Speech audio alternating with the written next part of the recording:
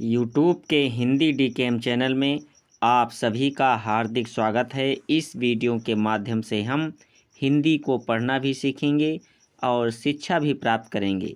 इस कहानी का शीर्षक है गुरु के बिना ज्ञान नहीं होता। अगर आपको यह कहानी पसंद आए तो वीडियो को लाइक और चैनल को सब्सक्राइब ज़रूर करना। तो आइए शुरू करते हैं हिंदी कहानी गुरु के बिना ज्ञान नहीं होता। प्राचीन काल में किसी नगर में रामदत्त नाम का एक ब्राह्मण रहता था। उसकी पत्नी का स्वर्गवास हो चुका था। रामदत्त का एक पुत्र था जिसका नाम शिवदत्त था। शिवदत्त की रुचि बचपन से ही अध्ययन में नहीं थी। शिवदत्त की अध्ययन के प्रति अरुचि देखकर रामदत्त बहुत दुखी रहता था। वह शिवदत्त को विद्वान बनाना चाहता था। कुछ समय पश्चात रामदत्त की भी मृत्यु हो गई। अब शिवदत्त अकेला रह गया।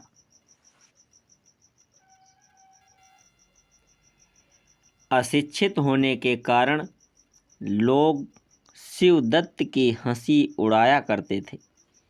कोई भी नगरवासी शिवदत्त से बात करना पसंद नहीं करता था। शिवदत्त समझ गया था कि वह शिक्षित नहीं है, इसलिए सब लोग उसकी उपेक्षा करते हैं। उसने निश्चय किया कि वह भी शिक्षा ग्रहण करेगा और विद्वान बनेगा।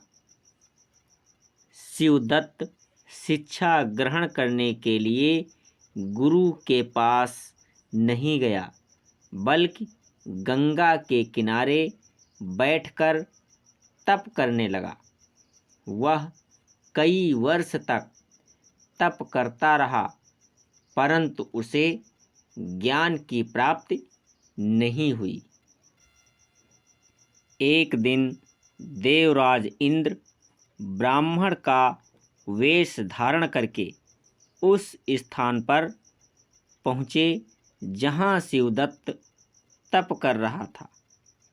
इंद्र ने शिवदत्त के ही निकट बैठकर नदी की धारा में रेत फेंकना प्रारंभ कर दिया।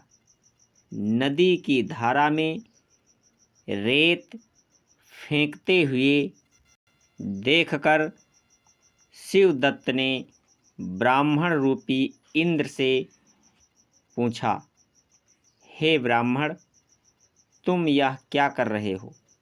ब्राह्मण रूपी इंद्र ने उत्तर दिया, मैं नदी पर पुल का निर्माण कर रहा हूँ। शिवदत्त ने कहा, तुम बहुत मूर्ख हो।